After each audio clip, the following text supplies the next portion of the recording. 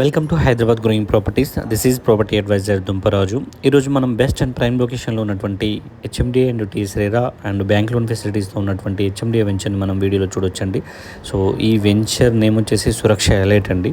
So ఈ సురక్ష elite వెంచర్ని ఆనుకునే మనకు గృహప్రవేశానికి సిద్ధంగా ఉన్నటువంటి విల్లా ప్రాజెక్ట్ని అండ్ డైనోసార్ పార్క్ని కూడా చూడొచ్చు.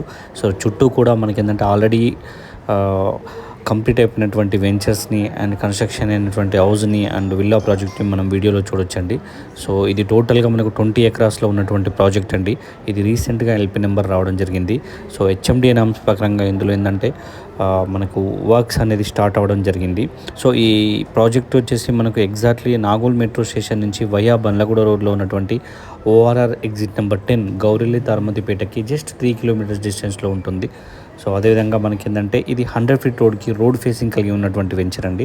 సో ఈ 100 ఫీట్ రోడ్ అనేది మనకు 3 హైవేస్ని కనెక్టివిటీ అయినటువంటి రోడ్ అండి. ఇటు మనకి ఏంటంటే వరంగల్ హైవే అయినటువంటి గట్కేసర్ అండ్ భద్రాచలం హైవే అయినటువంటి Saddupalli junction and Vijayawada highway అయినటువంటి అబ్దుల్పూర్ మెట్, ఈ 3 ప్రాంతాలను కలుపుతున్నటువంటి కనెక్టివిటీ రోడ్కి రోడ్ ఫేసింగ్ కలిగి ఉన్నటువంటి వెంచర్ అండి ఇది. సో ఈ వెంచర్ నుంచి మనకు Bhadrachalam highway just 1 kilometre distance, అదేవిధంగా వరంగల్ హైవే అయినటువంటి గట్కేసర్ అండ్ విజయవాడ హైవే అయినటువంటి అబ్దుల్పూర్ మెట్ రెండు కూడా మనకి 8 కిలోమీటర్స్ డిస్టెన్స్లో ఉంటుందండి. సో అదేవిధంగా మనకి ఏంటంటే పోచారం అండ్ మాదారం హైట్యాబ్లకు మధ్యలో ఉంటుంది.